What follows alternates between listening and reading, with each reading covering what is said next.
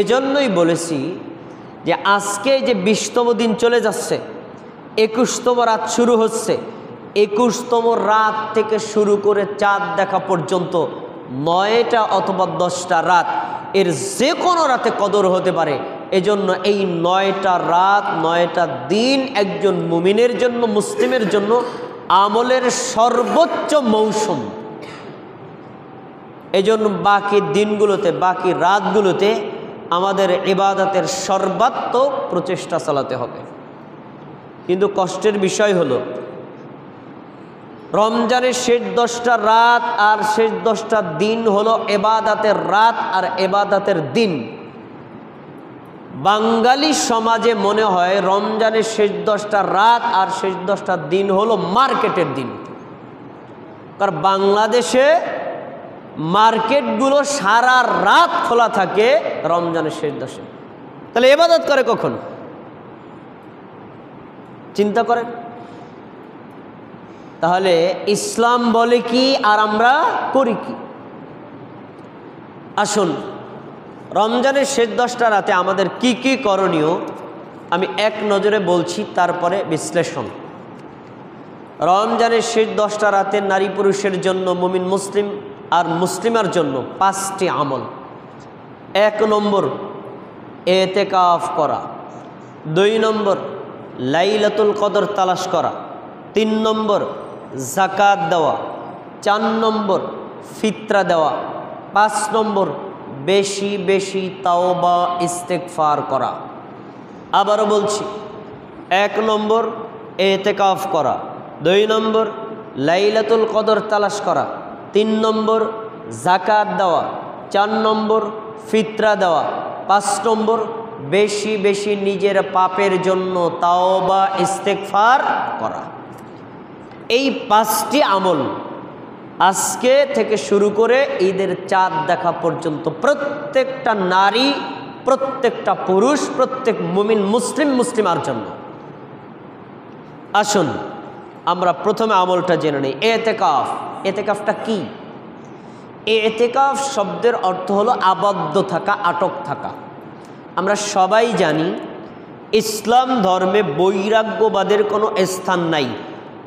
ঘর সংসার বাড়ি গাড়ি আয় ইনকাম সব ছেড়ে দিয়ে জঙ্গলে গিয়ে 24 ঘন্টা ইবাদত করবেন, এটা ইসলাম কখনো শিখায় না।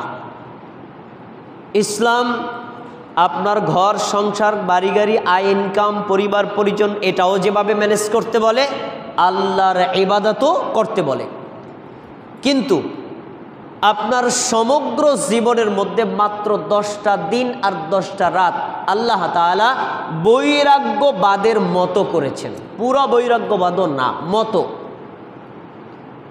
আর সেটা হলো রমজানের 21তম রাত থেকে শুরু করে ঈদের চাঁদ দেখা পর্যন্ত 9 বা 10টা রাত এবং দিন। এই রাত আর দিনগুলো নির্দিষ্ট জামে মসজিদের মধ্যে আবদ্ধ থেকে এক আল্লাহর ইবাদত করা, দুনিয়া থেকে বিমুখ রাখা, এই 10টা রাত আর দিন।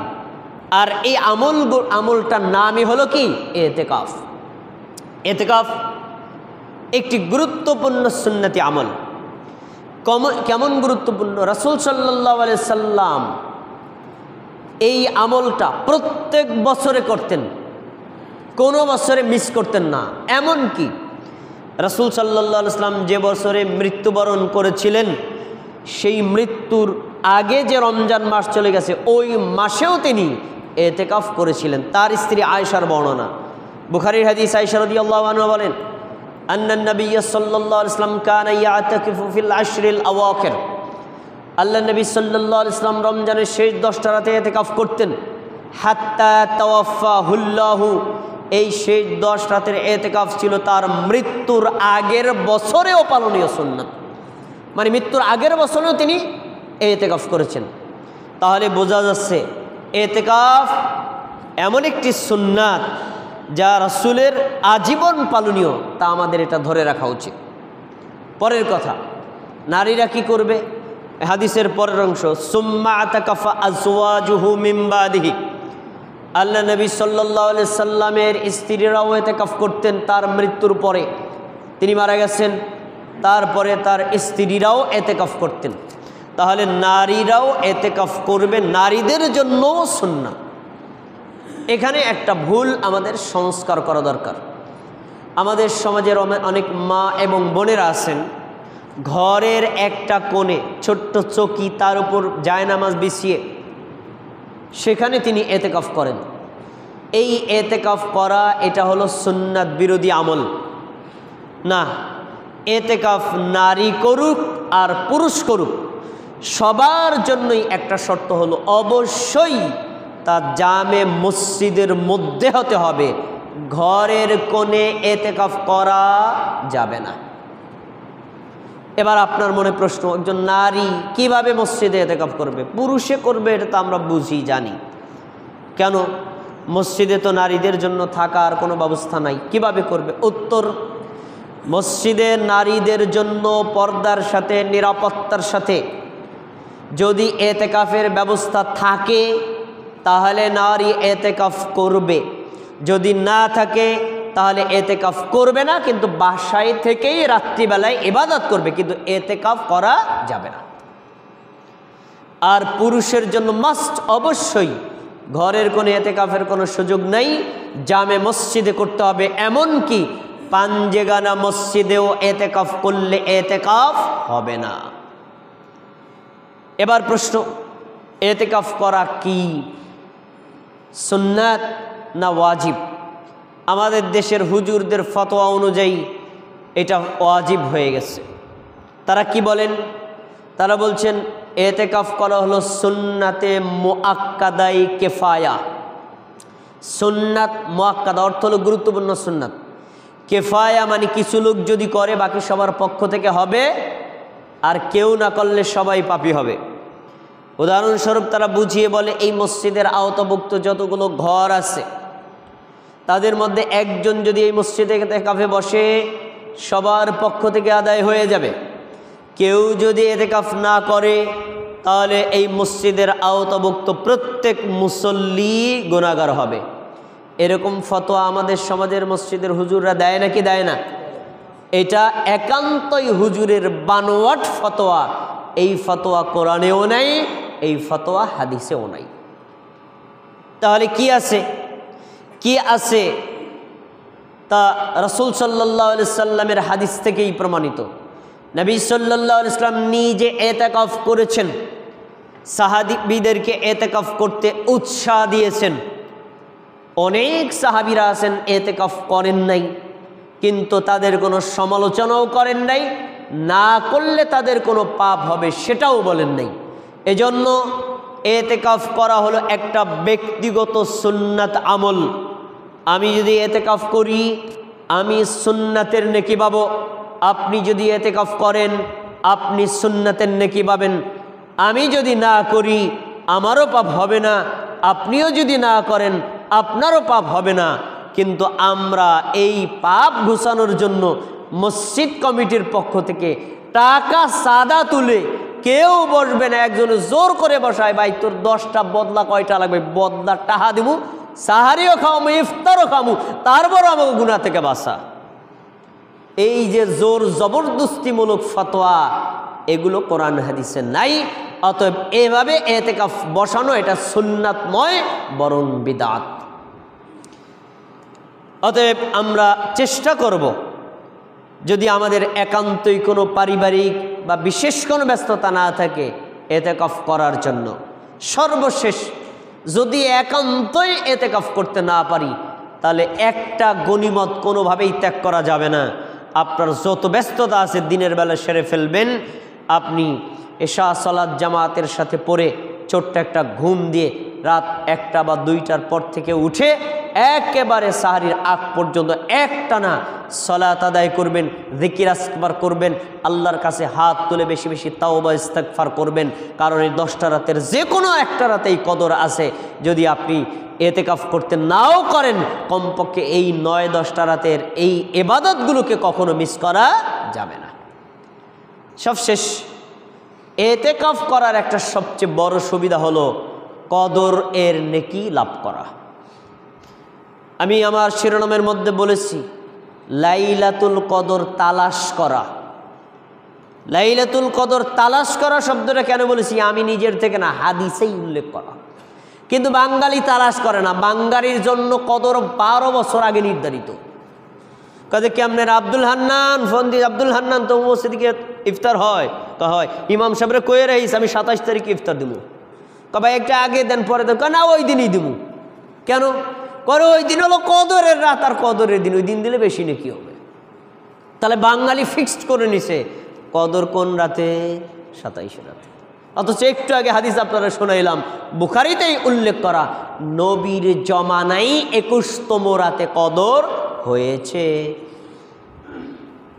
রাসূলের হাদিস থেকে স্পষ্ট প্রমাণিত, নবী সাল্লাল্লাহু আলাইহি ওয়াসাল্লামের জামানায় 3 বছরে 3টা রাতে ইতিকাফ হয়েছে। 1 বছর হয়েছিল 21তম রাতে, আরেক বছর হয়েছিল 23তম রাতে, আরেক বছর হয়েছিল 27তম রাতে। অতএব 21তম রাতেও কদর হতে পারে, 23তম রাতেও কদর হতে পারে, আর 27তম রাতে কদর হতে পারে, এমনকি জোর রাতেও কদর হতে পারে। হাদিস শোনেন, নবী সাল্লাল্লাহু আলাইহি ওয়াসাল্লাম বলছেন, ইলতামিসুহা ফিল আশরিল আওয়াখির, আমার সাহাবীরা তোমরা শেষ 10টা রাতে কদর রাত তালাশ করো। তাহলে শেষ 10টা রাতের মধ্যে 5টা আছে জোর রাত আর 5টা আছে বেজোর রাত। জোর রাতেও হতে পারে, বেজোর রাতেও হতে পারে, তবে জোরের চাইতে বেজোরের গুরুত্ব বেশি। জোর রাতে হতে পারে, তার দলিল কি? বুখারীর হাদিস, উবাদা ইবনে সামিত রাদিয়াল্লাহু আনহু বলেন, নবী সাল্লাল্লাহু আলাইহি ওয়াসাল্লাম একদিন আমাদের মসজিদে আসলেন কদরের খবর দেওয়ার জন্য। কোন রাতে কদর? এসে দেখছেন 2 জন সাহাবী ঝগড়া করতেছে। এখন নবী কি ঝগড়া থামাবে না কদরের খবর দিবে? আগে তো ঝগড়া থামাইতে হবে। তো রাসূল সাল্লাল্লাহু আলাইহি ওয়াসাল্লাম 2 জনকে ঝগড়া থামাইছেন। তো ঝগড়া থামাইতে গেলে উভয়ের সান্ত্বনামূলক কথা বলতে হয় না? তো এই কথাগুলো বলতে গিয়ে কোন রাতে কদর তা ভুলে গেছেন। তারপরে আমাদের নবী বলছেন, শোনো, খরাজতু লিউখবিরকুম বিলাইলাতিল কদর, আমি তো তোমাদের কাছে বের হয়ে এসেছিলাম কদরের খবর দেওয়ার জন্য যে এই বছর কোন রাতে কদর, কিন্তু তোমরা 2 জনে ঝগড়া করলা, তোমাদের সাথে কথা বলতে গিয়ে আমি ভুলে গেছি। তা শোনো, ফাআসা আইয়াকুনা খায়রাল লাকুম, তোমরা ঝগড়া করলা, আমি ঝগড়া মিটাইলাম, আর এই কারণে ভুলে গেলাম। আমার ধারণা এই ভুলে যাওয়ার মধ্যেও একটা কল্যাণ আছে। এখন যাক, ভুলে যে হতে গেছি, আমি তোমাদের ধারণামূলক একটা কথা বলছি। তোমরা ফালতামিসুহা, কদর তালাশ করো, ফিত্তাসিয়াতি ওয়াসসাবিআতি ওয়াল খামিসাতি, 9ম রাতে, 7ম রাতে, আর হলো 5ম রাতে। 9ম রাত কোনটা? 26তম রাত। 5ম রাত কোনটা? 24তম রাত। আর 7ম রাত কোনটা? 22তম রাত। তোমরা এই রাতে তালাশ করো। এ ভাই, 26, 22 এগুলো কি জোর না বেজোর? জোর রাত। তাহলে সেই বছরে কদর ছিল কত? জোর রাতের মধ্যে। তারা যারা 27 রাতে ফিক্সড করে নিয়েছেন, যদি এই 27 রাতে এই বছর না হয়, তা আপনার হালাত হবে কি? এজন্য আমরা 10টা রাতেই কদর পাওয়ার জন্য ইবাদত করব। তবে জোর 5টা রাতের চাইতে বেজোর 5টা রাতে বেশি গুরুত্ব দেব। বেজোর 5টা রাতের মধ্যে 21তম রাত, 23তম রাত, 27তম রাতে গুরুত্ব দেব বেশি। কিন্তু নিশ্চিত কেউ বলতে পারে না, আমিও জানি না, আপনিও জানেন না। এই হলো কদর রাতে তালাশ করে ইবাদত করা। একটু কথা বলে নিচ্ছি, কদর রাতে আমলটা কি? বাঙালি সমাজের আমল, এশা নামাজ পড়লেন, ইমাম সাহেবের সাথে 20 টাকা তারাবি পড়লেন, তারাবি পড়ার পরে ইমাম সাহেব তো বেতের পড়ায়। এখন কইছি, ভাই আপনারা 2-4 রাকাত কদরের নামাজ পড়েন, তারপরে বেতেরটা পড়ি। 2-4 রাকাত কদর নামাজ। তাই ইমাম সাহেব একটু ব্রেক দিল, ব্রেক দিল, 2-4 রাকাত কদরের নামাজ। ধরেন হয়তো 20-25 মিনিট সময় দিল, 2-4 রাকাত নামাজ আপনারা পড়লেন, এরপরে আবার ইমাম সাহেব বেতের পরে মোনাজাত করে বিদায় দিলে, কদরের নামাজ হয়ে গেছে। তার মানে আসলে ইমাম সাহেব বোঝেন নাই যে কদরের রাতের সালাতটা কি। প্রকৃত পক্ষে তারাবিহের সালাত, কদরের সালাত একই রাত, একই নামাজের 2টা নাম। শুনে নেন, এশা ফরজ সালাত আদায় করেছেন, তারপরে 2 রাকাত সুন্নাত পড়লেন। এই 2 রাকাত সুন্নাতের পর থেকে একেবারে সাহারি খাওয়ার আগ পর্যন্ত একজন মুমিন, একজন পুরুষ, একজন নারী, একজন মুসলিম যেই নামাজই পড়ুক ওটাই হলো কদরের নামাজ, আর ওটাই হলো তারাবিহের নামাজ। আপনি এটার নাম যাই দেন। অতএব তারাবিহের নামাজ আর কদরের নামাজে আলাদা, বিষয়টা এমন না। তারাবিহের নামাজ এই কদরের নামাজ, কদরের নামাজ এই তারাবিহের নামাজ। আপনি সারা রাত যে নামাজই পড়েন ওটাই কদরের নামাজ। অতএব তারাবির নামাজ শেষ হয়েছে, কিছু কদরের নামাজ পড়েন, এভাবে ডিভাইডেশন করার কোনো সুযোগ নেই। এজন্য আমরা ওই তারাবিহের সালাতটাই একটু দীর্ঘ কেরাত দিয়ে পড়ার চেষ্টা করব সুন্নাত মোতাবেক। আসুন, কদরের একটি আলাদা আমল রয়েছে, সেটি হলো একটা নির্দিষ্ট দোয়া হাদিসে বর্ণিত আছে।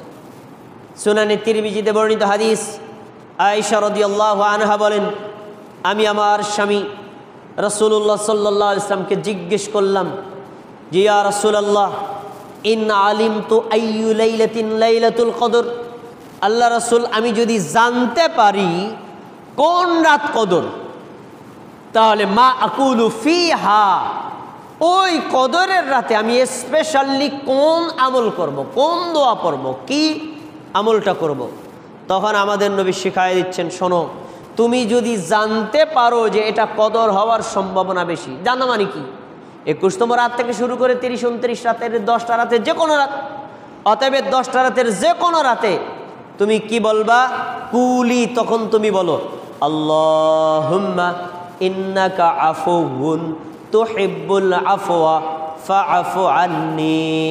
অর্থটা শোনেন, আল্লাহুম্মা, হে আল্লাহ, ইন্নাকা আফুউন, আপনি ক্ষমাশীল, তুহিব্বুল আফওয়া, আপনি ক্ষমাকে পছন্দ করেন, ফাআফু আন্নি, তাই আপনি আমাকে ক্ষমা করেন। এই হলো কদরের দোয়া। এখন এটা কয়শো বার? 600 বার? 1200 বার? না, যতবার পারেন ততবার, কোনো গুনাহগাতা নাই। এটা কোন সময়? নামাজের মধ্যে, বাইরে? না, টাইম দেওয়া নাই। নামাজের মধ্যেও পড়তে পারেন, নামাজের বাইরেও পড়তে পারেন। এটাকে শুয়ে শুয়ে পড়তে পারেন, শুইয়া না, কাইতে পারেন, শীত হয়ে পারেন, হাইটটা পড়েন, বইয়ে পড়েন, আপনার যেভাবে পড়েন পারেন, স্বাধীন আপনি। মানে যেখানে কোনো বাউন্ডারি নাই ওখানে আপনিও বাউন্ডারি দিতে পারবেন না। অতএব যতবার ইচ্ছা ততবার, যেখানে ইচ্ছা সেখানে, যেভাবে ইচ্ছা সেভাবে। তবে একটা বিষয় আপনাকে মাথায় রাখতেই হবে, আমি অর্থের দিকে চেয়ে তারপরে এই দোয়াটা পড়ব। এই দোয়াটার মূল মিনিংস আল্লাহর কাছে ক্ষমা চাওয়া। আজকে আমি বলেছি না, আজকের খুতবার বিষয় 5টি, তার ভিতরে 5ম বিষয়টা হলো বেশি বেশি তাওবা ইস্তেগফার করা। এই দোয়াটাও তাওবা ইস্তেগফারের একটা অংশ। এখন আপনি তারাবিহের সালাত আদায় করেন, রুকুর তাসবিহ পড়েছেন, এই দোয়াটা পড়তে পারেন। রুকু থেকে দাঁড়িয়ে সামি আল্লাহু লিমান হামিদা রব্বানা লাকাল হামদ বলেছেন, দাঁড়িয়ে এই দোয়াটা কয়েকবার পড়তে পারেন। সেজদায় গেলেন, সুবহান রাব্বিয়াল আলা কয়েকবার বললেন, তারপরে এই দোয়াটা যতবার ইচ্ছা ততবার পড়লেন। আবার 2 সেজদার মাঝখানে বসেছেন, বসার পরে আল্লাহুম্মা গফিরলি ওয়ারহামনি এই দোয়াটা বললেন। পড়ার পরে এই যে আল্লাহুম্মা ইন্নাকা আফুউন যতবার ইচ্ছা পড়লেন। আবার সেজদায় চলে গেলেন, সেজদার তাসবিহটা পড়লেন। সেজদার তাসবিহ পড়ার পরে যতক্ষণ পারেন এই দোয়াটা পড়বেন। আবার 2 সেজদা থেকে বসলেন, আত্তাহিয়াতুদ দরুদ দোয়া মাসুরা পড়লেন। দোয়া মাসুরা পড়ার পর সালামের আগে এই দোয়াটা যতবার ইচ্ছা ততবার পড়লেন। সালাম ফিরিয়ে ফেলেছেন, সালাত আদায় করে কিছুক্ষণ ক্লান্ত হয়ে গেলেন না, বাস এবার আল্লাহুম্মা ইন্নাকা আফুউন মুখে যতবার ইচ্ছা ততবার পড়লেন। আপনার ইবাদত সব শেষ। এখন আমি ইবাদত শেষ করে যাব, হাত তুলে আল্লাহর কাছে দোয়া করলেন, যতক্ষণ ইচ্ছা এই দোয়াটা পড়লেন। তার মানে আপনি স্বাধীন। এই হলো ইবাদত, কদরের ইবাদত। তা আমরা এজন্য আজকে সূর্যাস্ত যাওয়ার পর থেকে যে কয়টা রাত আর দিন আছে, আমরা বেশি বেশি এই কদর পাওয়ার জন্য ইবাদত করার চেষ্টা করব ইনশাআল্লাহ তাআলা। এবার 3 নম্বর আমল, রমজানের শেষ দশকের 3 নম্বর আমল হলো যাকাত দেওয়া। আপনি বলতে পারেন যাকাত তো সারা বছর দিতে পারি, রমজানের মধ্যে আনলেন কেন? উত্তর, সারা বছরেই যাকাত দেওয়া যায়, কোনো সমস্যা নাই। কিন্তু আমরা সারা বছর আরবি মাসটা মুখস্থ রাখি না, কিন্তু রমজান মাসটা মনে থাকে, রমজান মাসটা মনে থাকে। আর রমজান মাসে যে কোনো আমল করলে নেকিও বেশি হয়। এজন্য যাদের উপর জাকাত ফরজ হয়েছে তাদেরকে অনুরোধ করব, আপনারা রমজান মাসের মধ্যে জাকাতটা দেওয়ার চেষ্টা করবেন। যদি জাকাত দেন তাহলে জাকাত একটা ফরজ আদায় হলো, 2 রমজান মাসের মধ্যে করলেন আপনি নেকিটাও আরও বেশি পাবেন।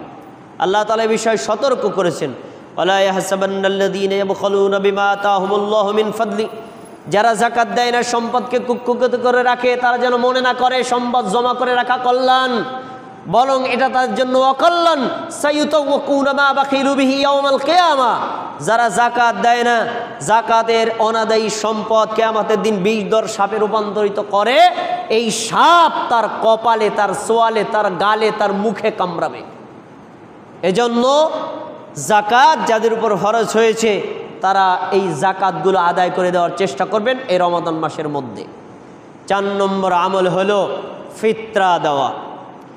এই পয়েন্টটা আপনাদেরকে খুবই গুরুত্বের সাথে মনে রাখতে হবে।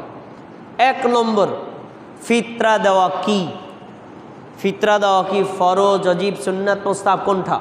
আমাদের সমাজের হুজুররা বলে ফিতরা দেওয়া ওয়াজিব, আর আমরা আহলুল হাদিসরা বলি ফিতরা দেওয়া ফরজ। তা আহলুল হাদিসরা এই দলিল কোথায় পেল?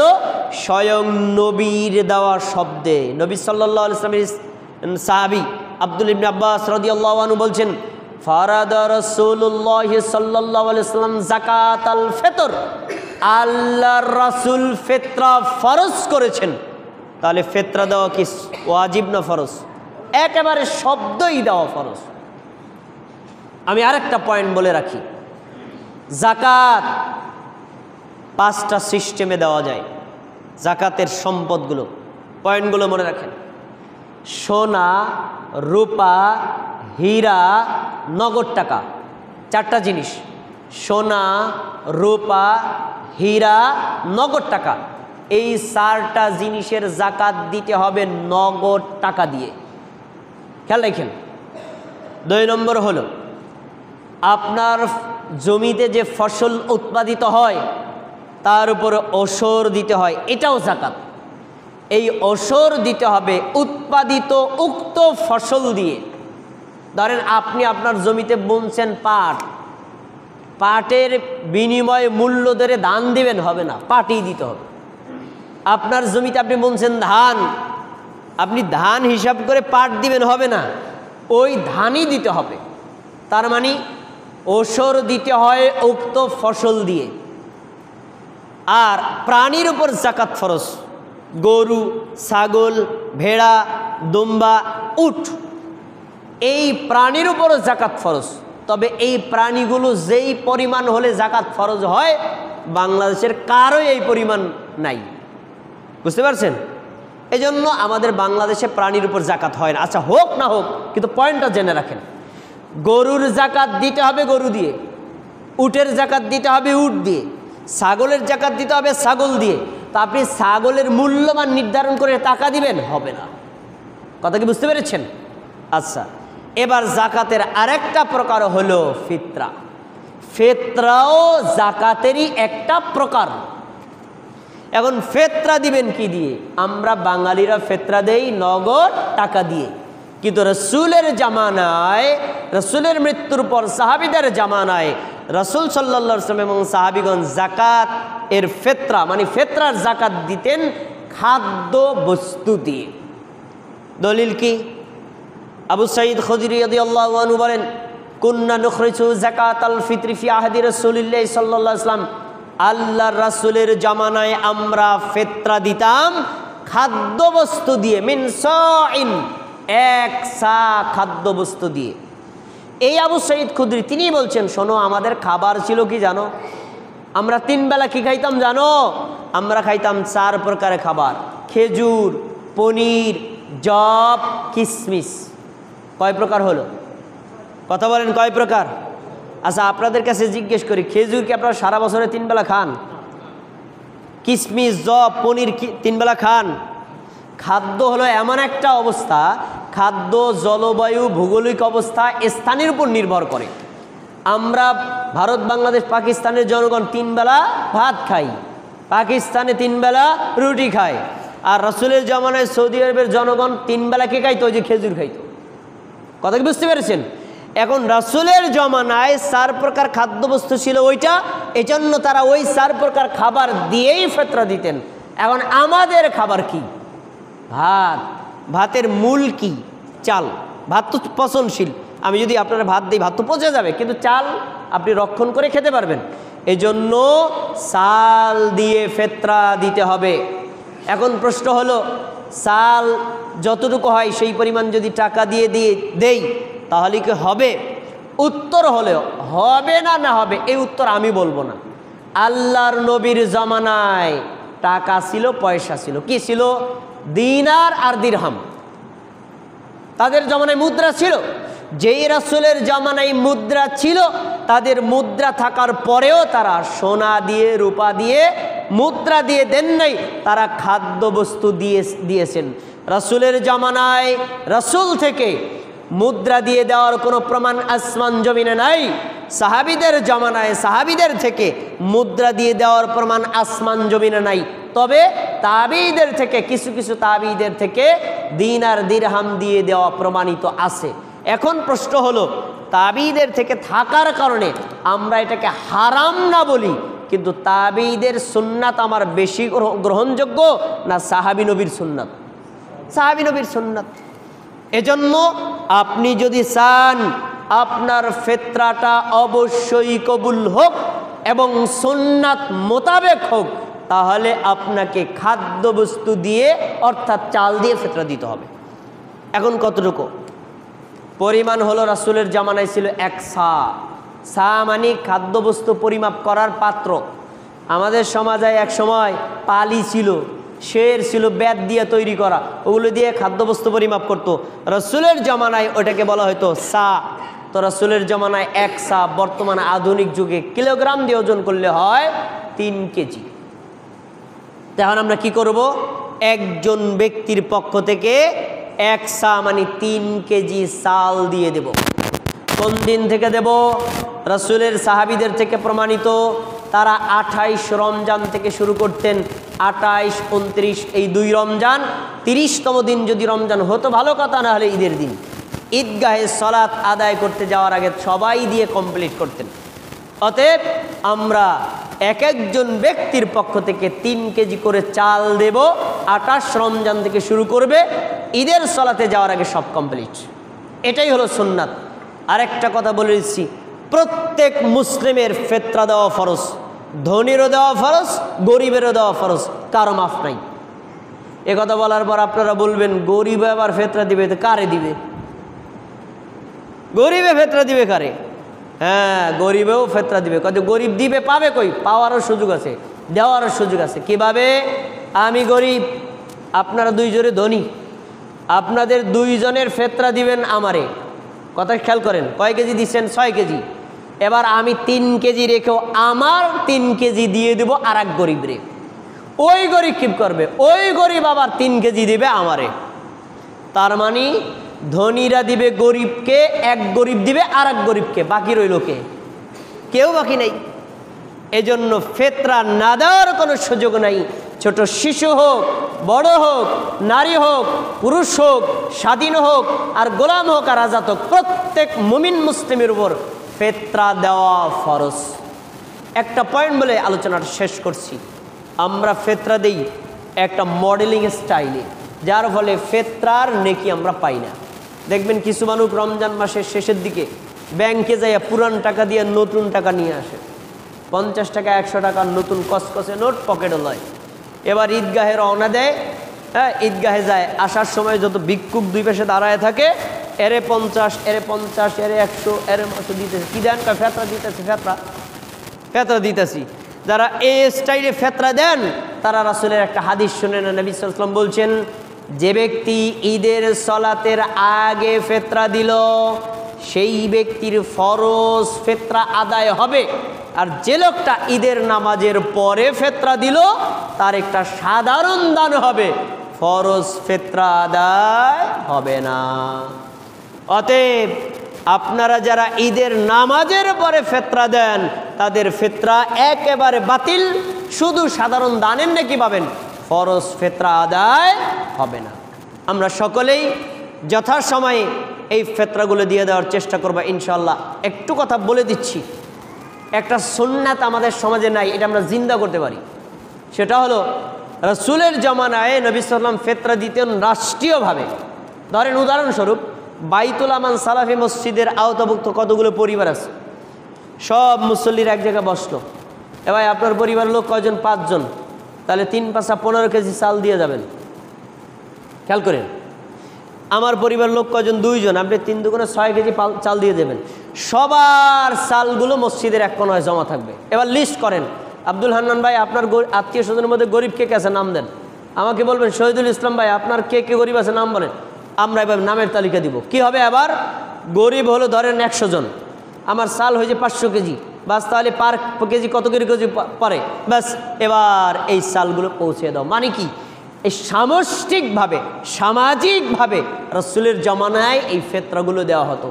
আমরা যদি পারি এভাবে দেওয়ার চেষ্টা করব। যদি সমস্যা হয় তাহলে ব্যক্তিগতভাবে হলেও ফিতরা দিয়ে দিতে হবে। সব শেষ কথা, আজকের খুতবায় আমি 5টি পয়েন্টের 5ম পয়েন্টটা বলে যাচ্ছি, শুনে রাখেন। ঈদের নামাজ আমরা পড়ি, নামাজের পরে আল্লাহ রাব্বুল আলামিন যারা ঈদগাহে নামাজ আদায় করে তাদেরকে ফেরেশতাদের সাক্ষী রেখে ক্ষমা ঘোষণা করেন। কাদের জন্য ক্ষমা ঘোষণা করেন? যারা রমজানে ইবাদত করেছে আর আল্লাহর কাছে যারা বেশি বেশি তাওবা ইস্তেগফার করেছে। রমজান মাস ক্ষমা পাওয়ার একটি শ্রেষ্ঠ মৌসুম। একজন মুমিন আর একজন মুমিন মুসলিমের নারী পুরুষ যদি রমজান মাস পাওয়ার পরে ক্ষমা না পায় তাহলে ক্ষমা পাবে কখন? এখন ক্ষমা পাইবেন কীভাবে? আপনি তো ক্ষমা চানই নেই মিয়া। তাই রমজানের আজকের রাত থেকে শুরু করে বাকি 9টা এবং 10টা রাতে একান্তভাবে ব্যক্তিগতভাবে আমরা নারী হই পুরুষ হই 2-4 রাকাত নামাজ আদায় করে আল্লাহর কাছে হাত তুলে নিজের পিছনের পাপের জন্য, শিরিক, বেদাত, কুফর, নেফাক, জেনা, অন্যায়, কাবিরা গুনাহ যত পাপ করেছি নিজের চোখের পানি ফেলে দিয়ে আল্লাহর কাছে বেশি বেশি তাওবা ইস্তেগফার করব। এটা হলো আমাদের এই আগত 9টা এবং 10টা রাতের একটা গুরুত্বপূর্ণ আমল। এজন্য আমরা সবাই নিজেদের পাপের জন্য আল্লাহর কাছে বেশি বেশি ক্ষমা চাইব। সবশেষে আপনারা সকলে জানেন ইদানিং এই 2-3 দিন যাবৎ ফিলিস্তিনের মুসলমানদের উপর ইহুদি রাষ্ট্র ইসরায়েল নতুন করে হামলা শুরু করেছে। 3 দিনে নিহতের সংখ্যা 1000 পার হয়ে গেছে। এই মুসলমান, এই মাজলুম মুসলমানদের জন্য আমরা দোয়া করব। আল্লাহ রাব্বুল আলামিন আমরা এই আগত 9টা 10টা রাতে সাধ্যমতো আমল করে নিজেদের পাপ যেন ক্ষমা নিতে পারি সেই তৌফিক আল্লাহ আমাদেরকে দান করুন। আমিন।